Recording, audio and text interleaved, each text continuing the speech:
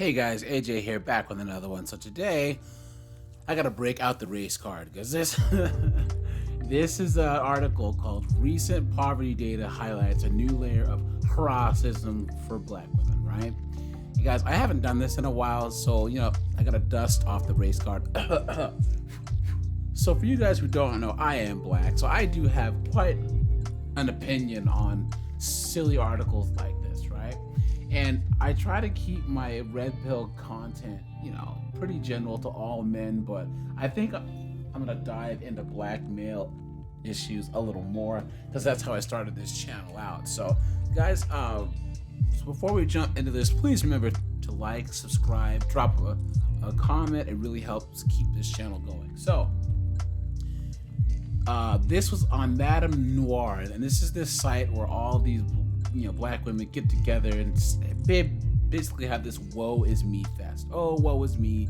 There's racism and sexism and all this other stuff, right? And it's just a complete joke. It's a whole victimhood fest. But so let's just get into this. Now remember, this is from a group that says that they're the most educated and they're the most successful and they're the outperforming men, right? And they just don't say us black men, they say all men, right? Okay, according to the recent U.S. Census Bureau data, there are currently 38 million people living in poverty, and 21 million are women. And among them, next to Indian non-Hispanic women, black women have the second highest rates of poverty of the demographic. Now, guys, how is that a group that says, I'm a boss chick, I'm strong and independent, blah, blah, blah, how is it that they're the second highest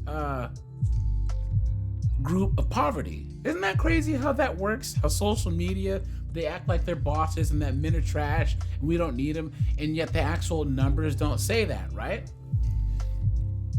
Black women represent over 22% of women in poverty, but only account for 12% of all women in the U.S. population.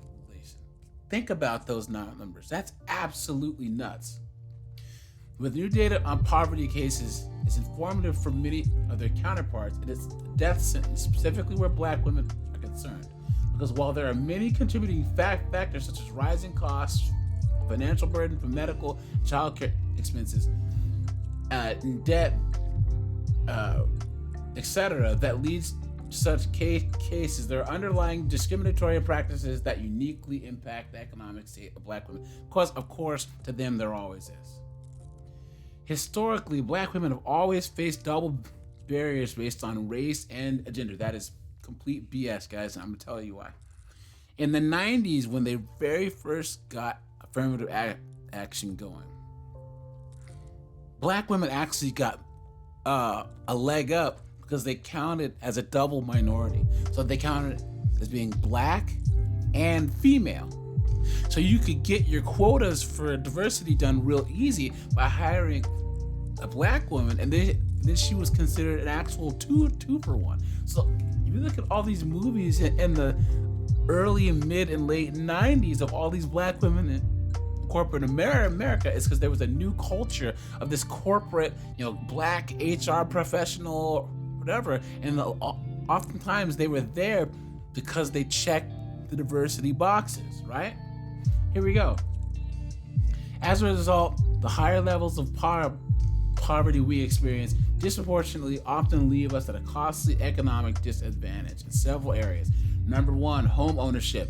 For black families, ownership is power. Now, guys, you notice how they said black family.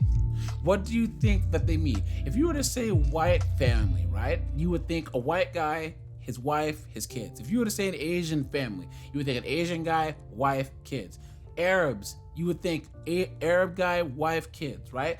Only in the black community, even on a black site, they think that black families are a mother and children. And you might say, oh, it's because of the men. No, it's not. Guys, 16% of black men are responsible for 80% of the children in our community. The majority of black men do not have kids.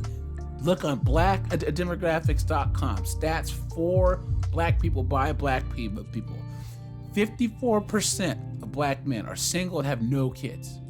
30% are married, which means that remaining 16% are responsible for the 80% of children out of wedlock. That's just math, guys.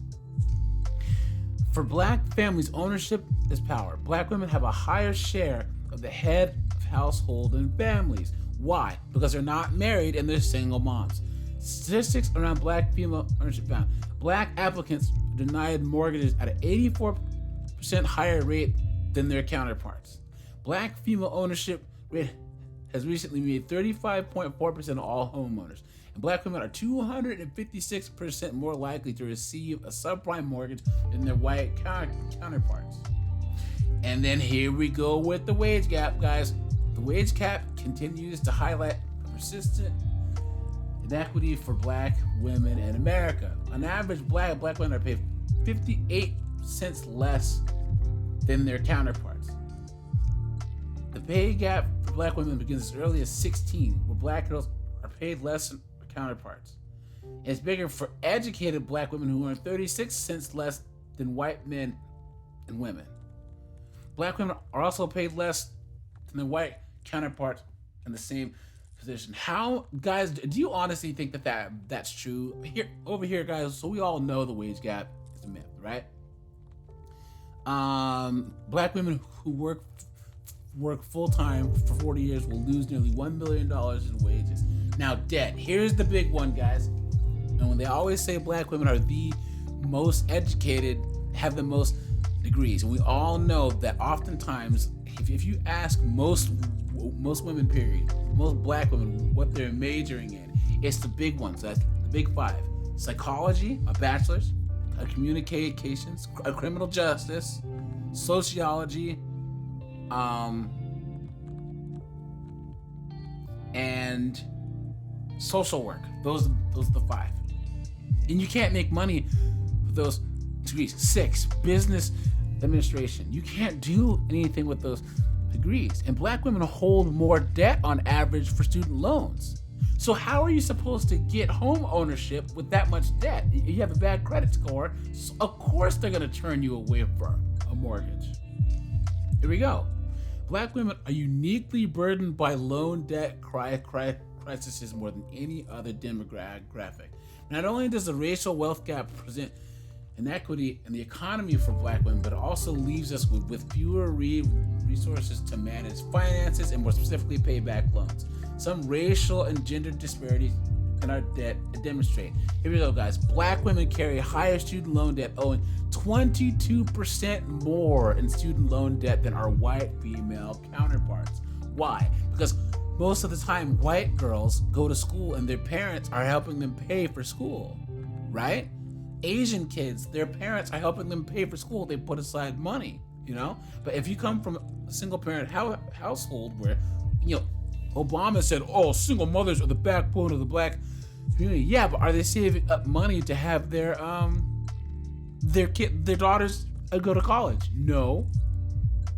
Black women who hold a bachelor's degree or higher, but what kind, work full-time and year-round, had median incomes of $66,681 compared to $91,805 for white men and $75,329 for black men. Isn't it funny how they say racial disparities and yet they list black men too? And it's funny, if you guys look on Twitter, if you look on TikTok, you see all these black women hating on the passport bros and then saying black men are trash, we're useless, we're bums, but then look, black men with degrees earn, look at that,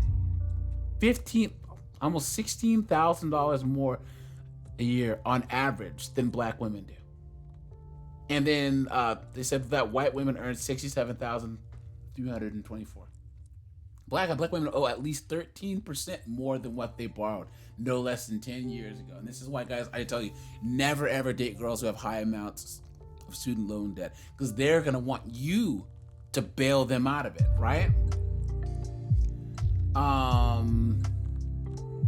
Black women owe at least 13% more than what they borrowed from their white counterparts who owe nearly the same amount and most likely have to resort to forbearance or deferment to postpone payments, while their white counterparts show to have paid off at least 44% of their debt by then. Black women sit front and center at the intersection of race and gender inequality. America cannot afford to call itself the land of the fair and the free until it begins to offer equitable. So basically, we can't call the United States fair unless we give them money. Is what they're trying to say. That it shouldn't. Okay, here we go. This is their solutions. In order to improve, America has to reckon with and address ways this create initiatives and resources as more affordable housing so Black women can increase their chances of building generational wealth through home ownership, enforcing equal pay and hiring more Black women in leadership roles at the same pay, providing Black women with more access to business opportunities, and then of course canceling student loan debt to improve racial and gender wealth gap. So you should be able to take out as much debt, major something stupid, and then someone should bail you out. What a joke. And guys, nowhere in here does it say, you know what, maybe I should, as a woman, right, find a nice guy, get married, have two incomes so that we can split the bills and maybe pay off our debt and buy a house. Because that's what other races of people do. Asian women, Arab women, Hispanic women, white women, that's what they do. Absolute joke. And guys, that whole variable there of these women are always trying to do stuff by themselves. The default for Black women is being by themselves. And that brings me to this other article here that I'll touch on real fast. This is from Yahoo News, guys. Couple privilege. The wealth gap between married and single Americans has more than doubled in the last decade. How do you get ahead when you're at a notable disadvantage? So this article is about quote unquote couple privilege. People are shocked when that two incomes are better than one. That's math. And people are acting like that's just some controversial topic, right? Look, while one is the loneliest number, it's increasingly the poorest. And what's crazy, guys, a lot of us guys are single and we're not saying this. Guys don't complain because we live at our means and we're perfectly happy living by ourselves with a mini fridge, a PS5, and poker night with the boys, right? So I will leave the link to this article in the description, guys, so you can check it out. But as if in 2019, the net worth of married and single households differed by $60,000, more than double the size gap that existed in 2010. That was about $25,000. But the ballooning value of assets like investments, vehicles, and real estate especially has widened the gap, which means that if you are in a relationship or married, you have better access to a mortgage, or you have money to invest, and those things that you're investing in, like real estate or mortgage, are increasing in value, and that's putting you past single people.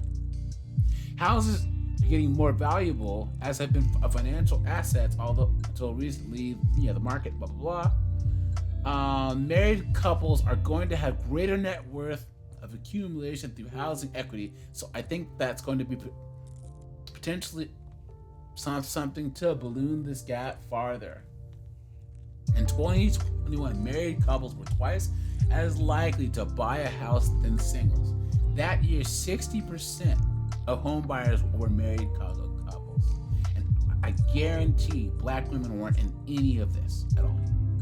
And it talks about inflation, tips to protect. Yeah, don't get divorced, right? So yeah, guys, I mean, A plus B equals C, guys. You can't have the group Black women who is the least married, who has the most debt, trying to say that it's racism that they don't have anything. Guys, let me know what you think in the comments. Do you think that there's any merit to this? I don't think there is. All right, you guys, this is AJ. I appreciate you guys' support. Have a good one.